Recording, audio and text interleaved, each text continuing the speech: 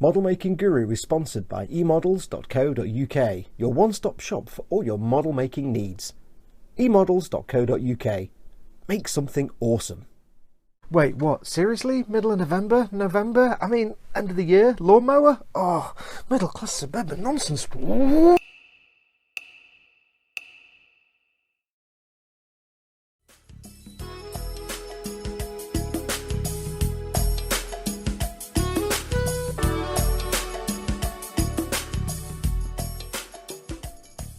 Hey everyone, it's Foxx from Model Making Guru here. Hello and welcome to part 5 of our build of the Bandai Master Grade Strike Rouge Ootori Striker Backpack. Welcome. If you remember in part 4, the previous episode, we got all the bits painted for the mobile suit at least and got the decals and gloss coats on. Now it's time to move on to the next step. If you're not familiar with this project, it's a Patreon reward bill for one of my lovely patrons who help support this channel. Basically, my top level patrons can claim a master grade, fully built and painted, or a Warhammer kit as a reward for being a top tier patron. If you'd like to find out more, do pop along to my Patreon page, patreon.com/modelmakingguru, where you can have a look and see if you'd like to help keep this channel going. Like I say, this is my job. I do this for my living, and it's through the support of my lovely patrons that I can keep going and keep making content. Now, on that note, again, I have to apologise for the lack of content over the last few months. A few things have gotten in the way and stopped me doing any work properly, so hopefully we're back into it now. I keep saying that, but life gets in the way sometimes. Anyway, let's crack on. What are we doing today?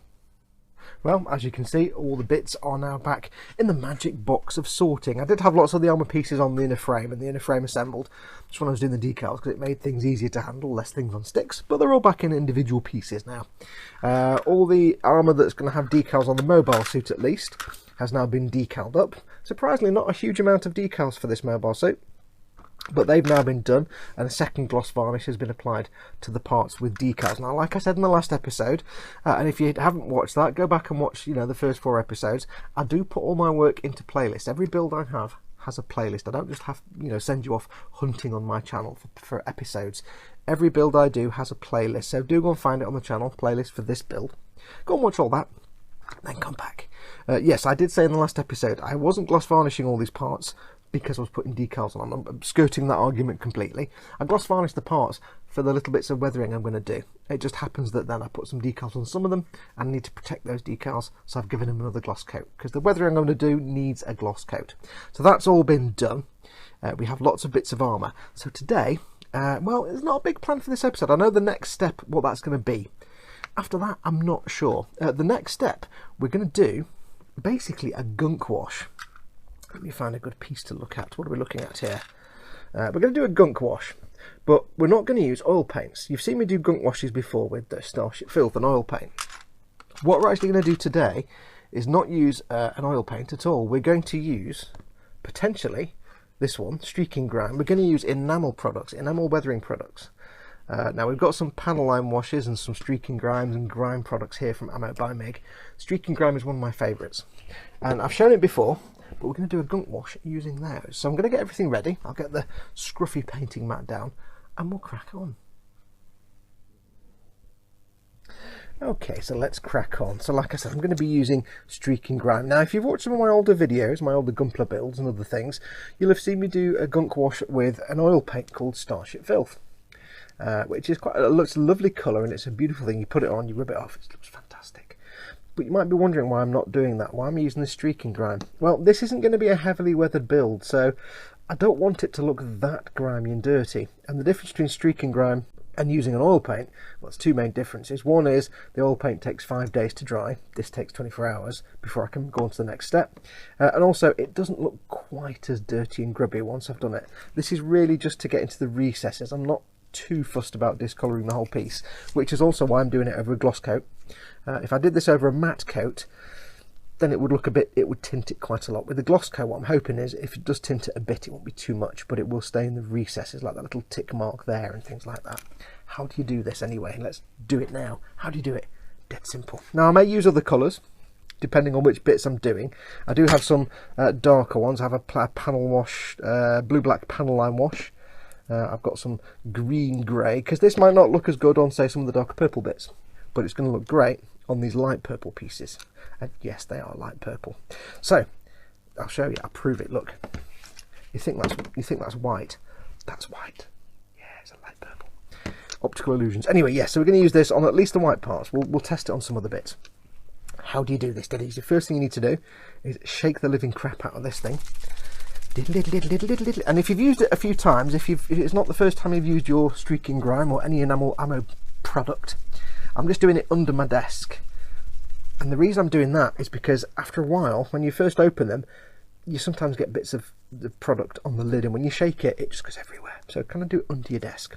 So I've given it a darn good shake, and what I would recommend is shake it every few minutes, because the downside of these enamel products, and I don't know about other ones, but these ammo ones, is they do evaporate or separate out in the pot very, very quickly. So all we're going to do is dead simple. Got some gloves on because it's going to get messy. We're going to get ourselves some of the streaking grime. Now this is normally a product you would airbrush on and you'd use chipping fluids and things like that. But that's for a totally different effect. For the effect we want, we just need to brush it on. So I've got a scruffy old brush, not worried too much. I'm not worried about getting streaking grime where my thumb is or anything like that, because we're going to rub most of this off. So all we need to do is get that on there. That will do fine. Put that to one side. We'll do another one. Yes, it does settle out quite quickly in the bottle, so you'll have to shake it every few minutes.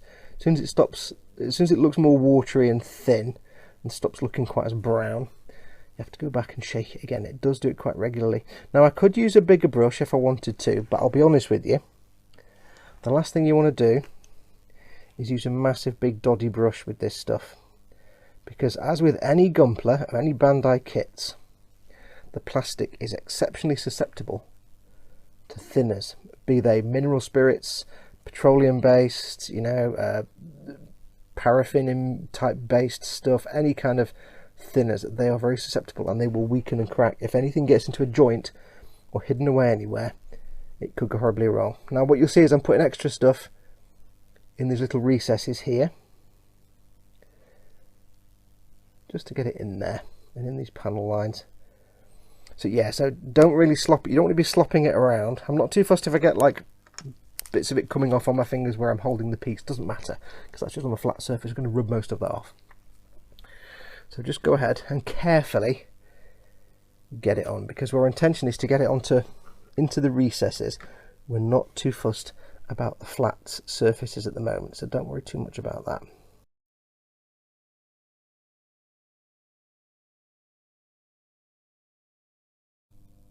Okay, so that's these parts given a coat of the streaking grime. And now I forgot to mention this in the last bit, but I've now also let them sit for about 20 minutes. It's very important you leave them for about 15 to 20 minutes, half an hour at the most, maybe as long as 45 minutes, maybe not, maybe half an hour max to be safe. Now because these are enamels, you would need to wait with this kind of brushing on typically 24 to 48 hours for them to fully cure all the way through, so they're no longer chemically active.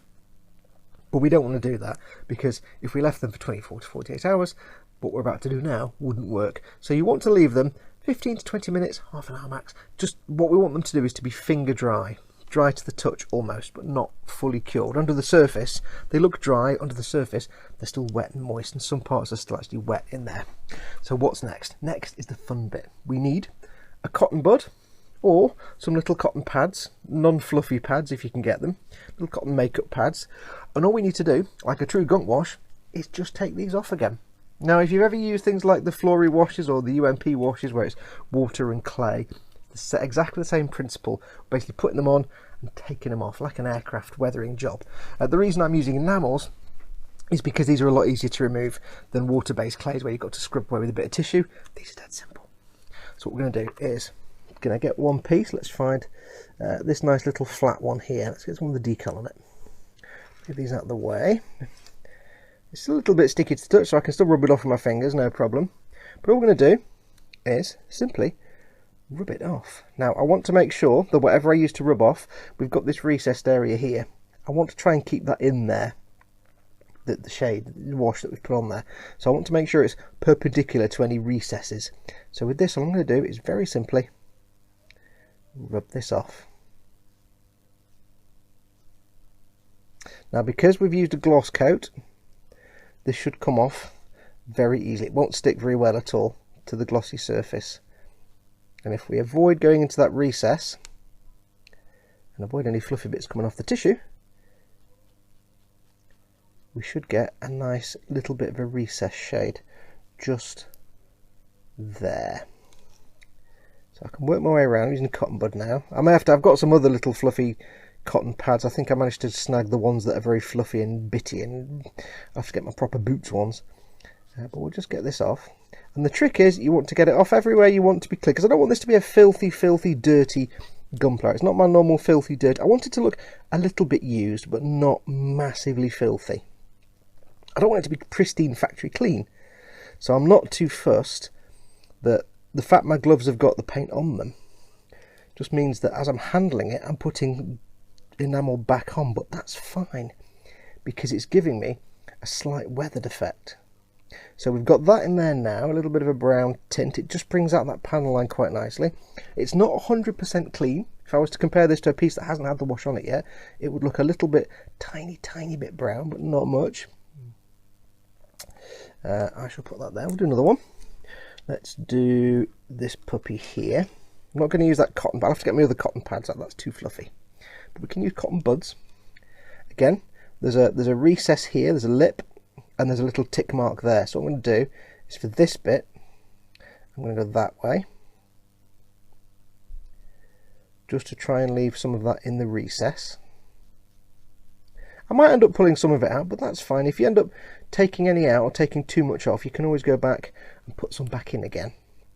And I'll come back to this in a moment. I don't want to work on this too much and get rid of that back. And you can see there, I can actually, if I'm just careful, I can get all that away and leave it in that recess there. And if you want to do any fading, because it kind of, the recess fades away, I can just very gently run it along the recess, not into the recess, but kind of in the crook of the corner, and slowly fade it, and it just has a bit of a fade on it. But if I don't like the look of it, it's dead easy. I can just wipe it away. If I decide that I don't really want that little bit of stuff there, I can just wipe it away. So we'll do the same on here.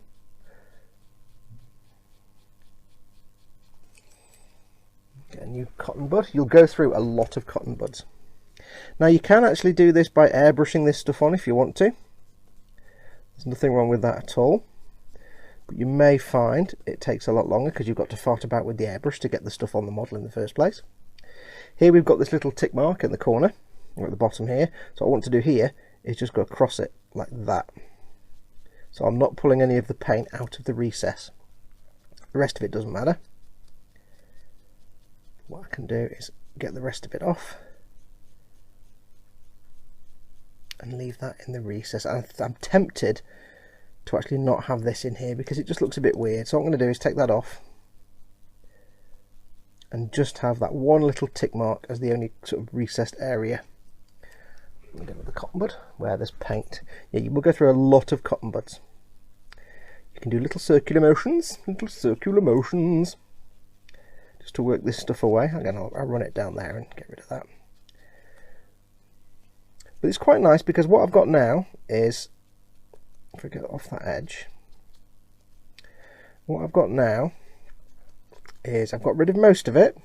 However, because I'm handling it and my gloves have got the paint on, I'm transferring some of it back to the surface, which just gives it a little bit of a tinge. But you might not see on camera, but here I've not rubbed all of it away down where this tick mark is, and you get this very subtle little fade from reasonably clean down to a little bit dirty, but not much.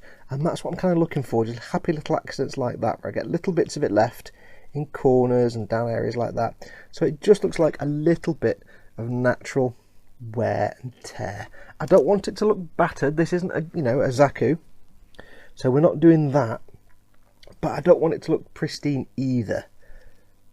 Jordan says he wants it weathered, but not weathered massively to my normal level, so we'll just go easy on it. We'll be gentle. We'll have some weathering, but not too much. I mean, I will do more weathering on, say, the feet and the shins and things when it gets to that point later on, because that's where dust and dirt would accumulate anyway.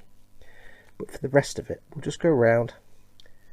We'll just clean up slowly. So you can see here how it's collected in this recess here, if I do it on camera, collected in this recess here, but the rest of it looks clean.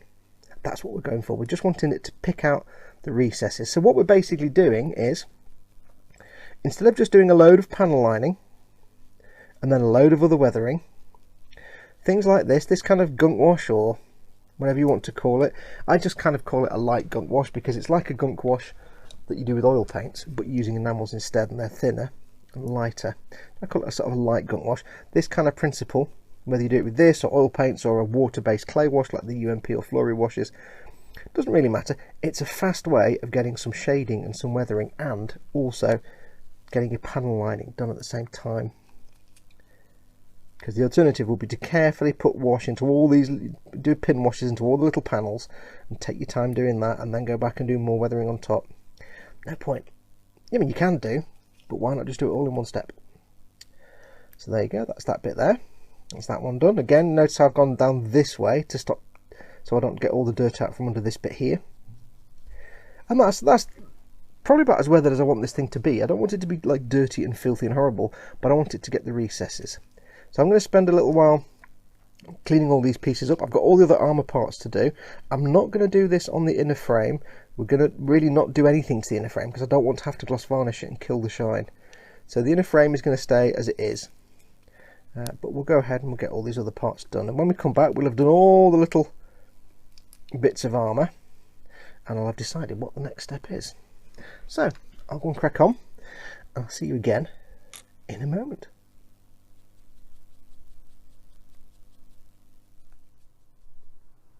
Okay, so a couple of hours and a couple of episodes of House to fill the time while things were drying later, and that's all been done. The streaking grime came out beautifully on the, well, they're not whites, the very, very light purples, and the light purples didn't work on the dark purples. Brilliant. Well done. Didn't work on the dark purples because, strangely enough, they're too dark. So I had to use Vallejo Game Colour Black ink for those, and just ran it into the recesses carefully with a very fine brush, and it came out quite nice. So you can see here, if I show you the back of the shield, move out of the way, you can see on the back of the shield here the kind of effect it had. It doesn't make it look filthy, dirty, horrible, but it does give it just a slight used look, a bit more like machinery rather than just a pristine, you know, Formula One race car kind of clean look, which is not what I'm looking for.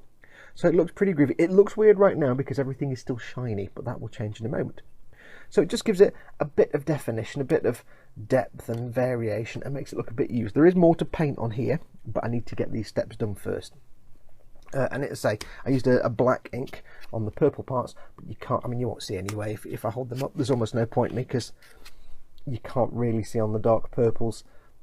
I mean, I struggle to see the black, and I put it on there, and it's right in front of me, but it's a dark black ink. You could use Northern Oil if you've got your Citadels. I just used the ink. But anyway, that's now done. So what is next? Well, there are some steps I want to do further down the line. I want to do some dry brushing just to get edges and things, but I'm going to need a rough surface for that. So what I'm going to do, I'm going to get these covered in a matte varnish. You don't need to do this if you've got, say, your next set was, say, chipping or streaking or something like that. If you're doing more variations in weathering and more in-depth weathering, you might leave this as it is and just add some streaking on the top, because that'd be fine. Or a dot filter or something like that. But I just want to go probably for some dry brushing perhaps next. So I want a matte surface for that. And what we're going to use for that, if I move these out of the way, we are going to use my newly discovered Ammo by Mig Lucky Varnish, put it on camera, Ultra Matte. I love these Lucky Varnishes. I finally found a varnish that I can airbrush, because I suck at airbrushing varnishes, and these are brilliant. I really like the Lucky Matte the Ultra Matte Varnish. As it says, ultra matte, and I think that will be a good contrast to have the armour totally as matte as possible, but the inner frame totally as shiny as possible. So it'll be a good, nice contrast and help build that sort of depth to the model. So, ultra matte, you can use normal matte. I'm going to use ultra matte. I shall go and get the spray booth ready, and I'll explain how you use these varnishes. I've done it before, but I'll explain how you use them as we go along. Back in a moment. Okay, so for this process, as always, I'm going to be using my Neo Free Water TRN1 0.35 nozzle airbrush. I love this thing. It's the best thing in the world. And the most important instruction about this varnish is read these instructions on the back. And shake the living crap out of it. Yes, read the instructions on the back. It tells you everything you need to know as to how to apply them. I'll go through it in a minute. But as for the results you can expect, this is what you can expect. The foot on the left has been treated with the varnish. It's matte as anything. It's matte as. The one on the right is still covered in the pledge. It's still shiny. This is 3 light mist coats of the varnish, and it's made it as matte as it is on the left. And that's why I love this ultra matte varnish. It's not exceptionally durable. It's more of a matting agent than a varnish, but it acts as a varnish. But it's matte as anything. Now the trick with these, as I said, is to read the instructions, but I can paraphrase them for you. Spray between 15 and 17 psi and apply it in thin mist coats, and only thin mist coats. This is the first coat. I did 3. It's a bit like Ammo by MIG paints. You can't treat them like normal paints or varnishes. If you use thick coats, if you're used to saying using your pledge where you do a mist coat and then 2 thick coats, it will come out shiny, satiny, lumpy and orange peely. Do a mist coat like I am here. Then once the mist coat is on, do what I'm doing now, which is blast it with air for about 30 to 45 seconds, maybe a minute. Once you've done that, go back in with another mist coat and then blast that with air for half a minute or so.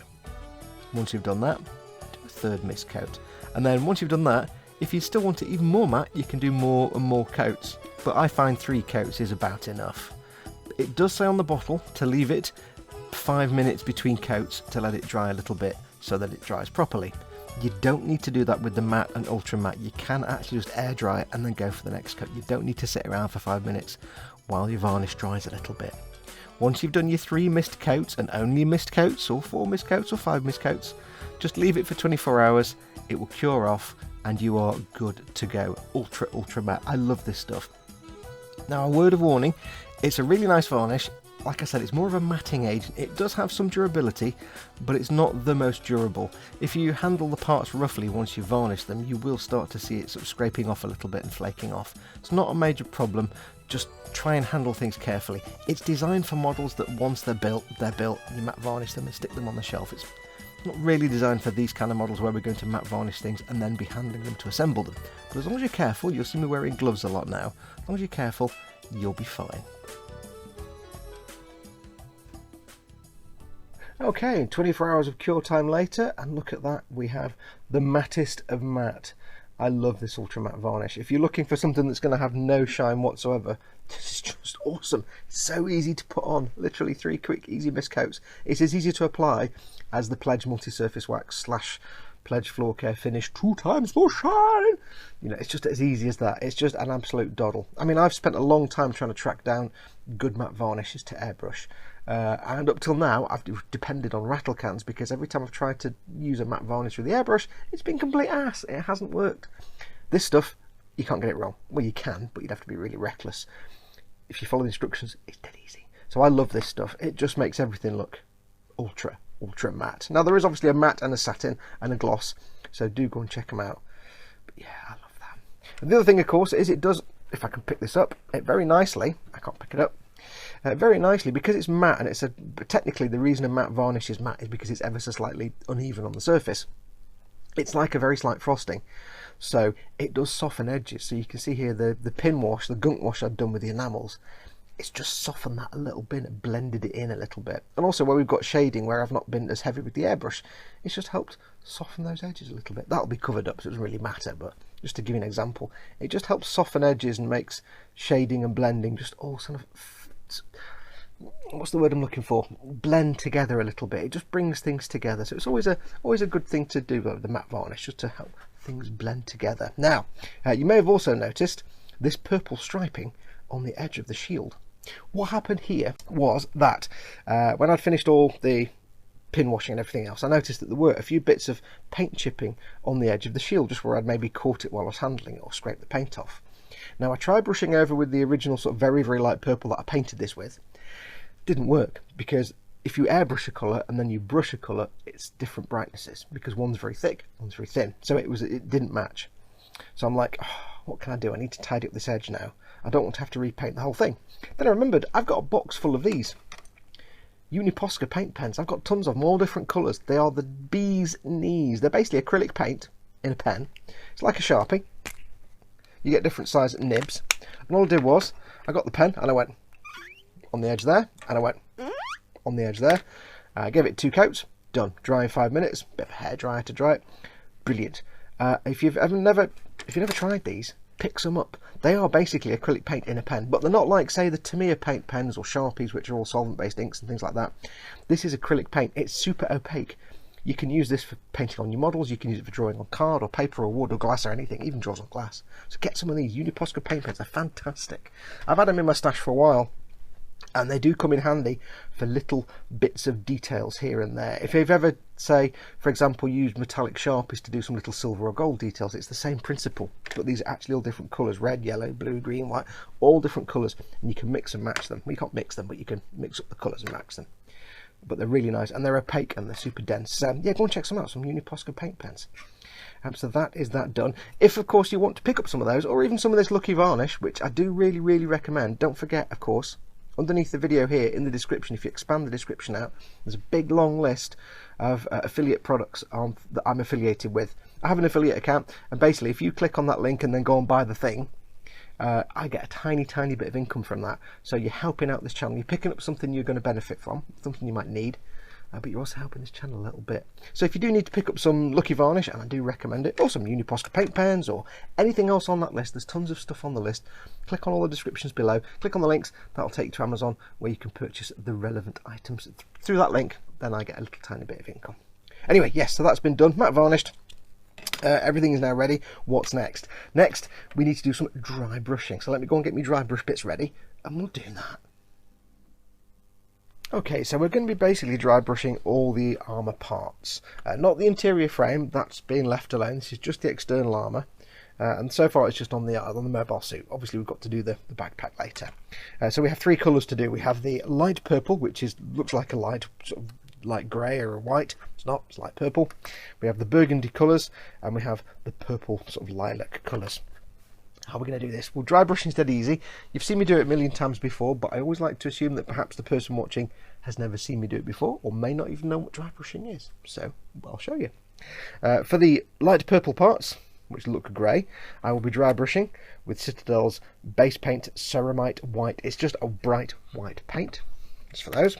For the lilac colour parts, I'm going to mix a little bit of the Vallejo Mecha colour 69002 white grey into this bottle of 69012 purple, just to lighten it a bit, and that will be, these 2 colours in that bottle will be the dry brush coat for the light lilac colours. And then for these puppies, for the dark bits, I'm just going to go ahead and see if just using the neat purple, it's exactly the same, it's just a different bottle, the 69012 purple will work okay on this. It might be a bit bright, but we'll find out if necessary. I did mix this as a custom colour, and it's a bit too thin to dry brush, so I can't really just add white to the original base colour, so I have to kind of wing it a bit. So that's the 3 basics. Now, how do we do this? Dead easy. I say you've seen me do dry brushing a million times, probably, but you might not have done. You need a good selection of dry brushes. For dry brushing, I like to use flat edge or chisel edge flat soft brushes. I've got a couple of Army Painter ones here, a large and small dry brush, and a couple of Artists Dale Rowney graduate brushes. I just like these as dry brushes. They're soft. These are a bit old. They've got paint in the ferrule, but so it means they're kind of stiff at the bottom but soft at the top. That's just because I didn't look after them well for many years. But they're all different sizes, because we want to be kind of careful here. You need something to put the paint on. This is just a piece of card and some tissue. Apologies, the white balance makes them explode. And all we're going to do is, dead simply, dry brush these. Now there's no decals on here, but on some of the parts there are obviously decals, so I need to use these brushes cunningly. I need to make sure I use the right size one, so I'm not just going over dead carelessly, because I don't want to get lots of dry brushing all over the decals. I want to just basically pick up the edges, and in some areas maybe kind of put a bit of a highlight or a shade in there just to lighten things a little bit, but where there's decals I'll probably just try and get the edges, so there's some care required. It's not a thoughtless dry brush. So I'm going to get the Ceramite White, to get my brush to get the paint out. I use an old brush for getting paint from pots, just because it's an old brush and I don't care. And I'm not using the wet palette for this, for a very good reason. I don't want the paint to be wet. I need the paint to be wet, obviously, but I don't want it to be thinned at all. A dry brush, you'll see in a minute, depends on the paint being as sticky and icky as possible. So this is actually a Citadel palette book thing, but I just need something like this so the paint doesn't get too thinned. So what I'm going to do is I'm going to take a dry brush, and I'll probably go for this one. Not too big, not too small. I'm going to get a little bit of paint on the brush. I know it's overexposed. Let me see if I can change that. I don't want to knacker the exposure, but maybe you can see that better. Get some of this paint, not a massive amount. Don't need a lot. Just on the end, I'm going to sort of squish the paint in so it works between the bristles. Then we're going to get the tissue, and we're going to basically get some down, and we're going to get most of that paint off. That you can't see because my hand's in the way. Get most of that paint off. Now, it doesn't really help when it's a white paint on white tissue, but there you go. Get most of it off, but also work it between the bristles. Then we're going to take the piece, and we're going to very carefully start dry brushing to pick up the edges. Now, if you want to test it, do it on your thumbnail like that. Apologies, it's dark so you can see it now. And all we're going to do is really, very, very gently, almost no pressure, just flick it over the edges of pieces. Now, the reason I like these angular chisel brushes, you can do them either way. You can do them that way or that way and change the orientation. And what you want to do is just brush it in such a way that it picks the edges out. Now, it might take a little while. It's not instantaneous because you've really got very little paint on the brush. But what you'll find is that if you take your time and go slowly, you can start to pick out those edges, and it's very, very subtle. I want it to be very subtle. I want the viewer to kind of recognise that there's something going on there. I'll change the brightness again for you. Hang on, because you can't really see now, can you? That's my white balance measuring tool. You want it to be very subtle so that the person looking knows that something's going on, but they're not necessarily maybe sure exactly what. They pick out this little highlight, and it's probably not going to come out on camera because, like I said, it's going to be very subtle. And then what I'm also going to do is, in some flat areas, I'm going to get the brush, I'm just going to work in little circles where I want there to be little highlight areas. Again, it might not come out on camera, but by working in little circles very, very gently, I can build up little sort of patchy highlight areas.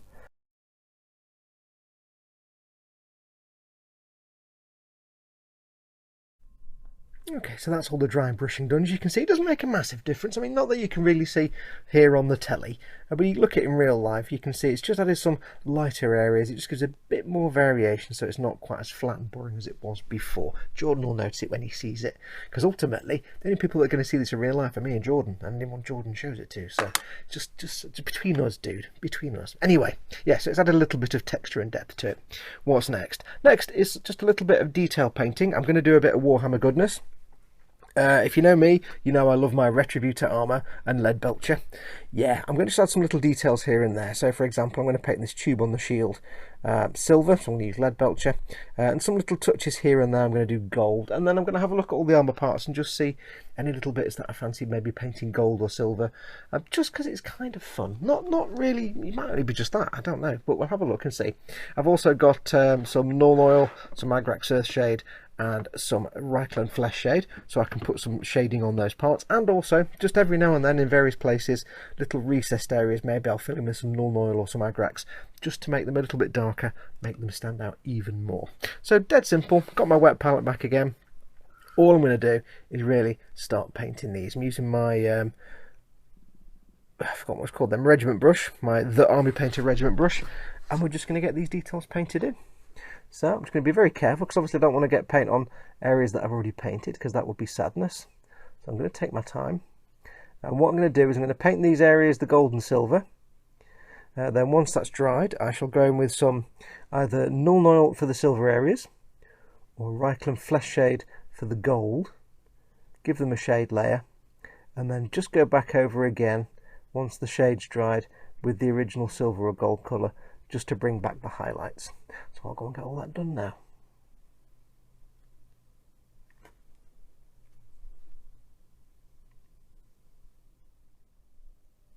Okay, with those details done, that's pretty much all the armour done now. As you can see, I got a bit carried away. I went ahead with some Retributor armour and some Abaddon black and just gave some extra sort of colours and details. I decided to make this bit on the top bit black, just because it looks a bit more interesting, gives it a bit more variation. When I do this part of the shield here, which in the kit is typically black, of course, I'll be doing it the dark purple colour, so it doesn't matter if this bit's black. This bit's still exposed because they're not going to see this. This is going to be covered up, so I'm not fussed. It's been left rough. But yeah, quite pleased with that, so that's been done. Last little bits I did also to aid with the assembling side of things. I have gone ahead and painted the pilot figure Kigali, which is Kigali in the kit, but in reality this could be anybody. And I've painted her in special colours for this build rather than her official colours. Now these are teeny tiny. There was no way, not a snowball's chance in hell, that I could have filmed painting these at all ever, because it's hard enough to paint them without trying to get a camera in there, and you wouldn't have seen anything anyway. But basically they've just been painted using exactly the same colours, the same sort of purple. It's the default Vallejo Mecha colour purple for the suit, and some white. The visor on the helmet was simply painted white and then given a touch of Citadel Lamenter's yellow, which is a clear, I think it's a glaze paint, just slightly clear, so it's a nice bright yellow. And for the hair, exactly the same. It's got some shading to it, but it's exactly the same. It was just painted white, same as the white on the outfit. Then a covering of Lamenter's yellow glaze, which made it all yellow, yellow, yellow. And then some very careful Agrax Earthshade just down the base of the hair, just to give it a little brown tinge, bit of shading. So there we go, that's the figures done. I did this one at the same time as the pilot. I need to do the pilot so I can build the torso, and I thought I'd paint the standing figure as well while I was there. So there you go. This now needs to go back in the box very carefully, so it's not being scrounged and scratched and battered by anything else. The first time I ever did a Gunpla, I built a heavy arms. It was a commission build for somebody else. They were paying me for it. I adored every minute of it, but I dropped the pilot, the standing pilot figure, Trevor Barton, on the floor, and I rolled my office chair over him and smashed it to pieces. So I had to buy the whole kit again, just for the standing Trevor Barton figure, because I had him on the display base. I learned my lesson. You take care of the little tiny figure. So we got the pilot painted anyway, so that's now going to go into the torso. So that means only one thing. We can now go ahead. Now everything's been painted and dry brushed and matte varnish. I don't want to do any more weathering, really. I'm going to get all the armour on the frame and see if I need to do any, if I think I want to do any chipping or anything. But what we're going to do now is basically get the armour on the frame. So that's where we're going to finish this episode with a bit of ASMR. Get ready? Go.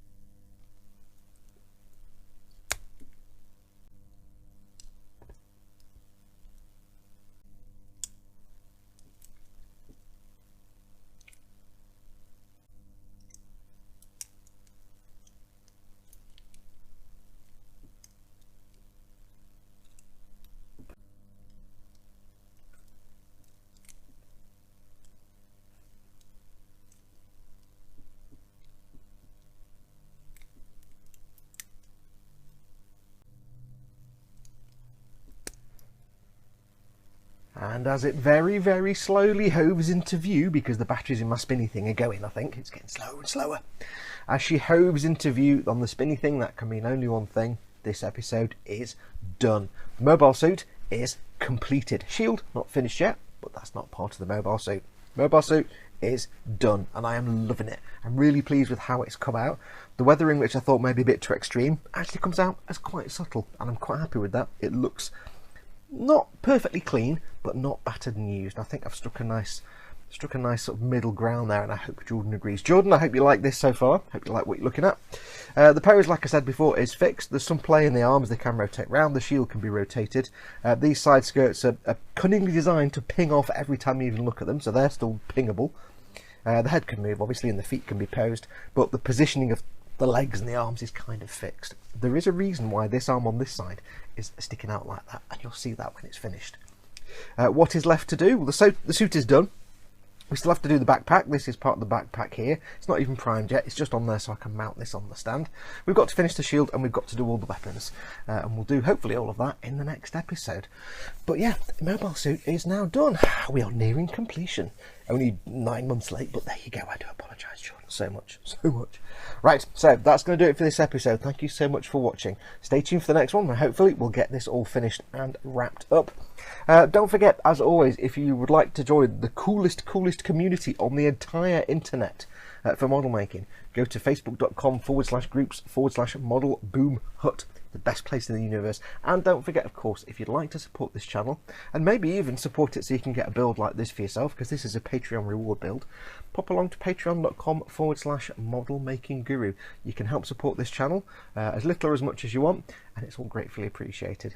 And last of all, don't forget to check out the affiliate links in the description below. They're all links to cool products, and there is a store set up where if you purchase stuff through those links, I get a little tiny bit of income. So again, it helps keep this channel going.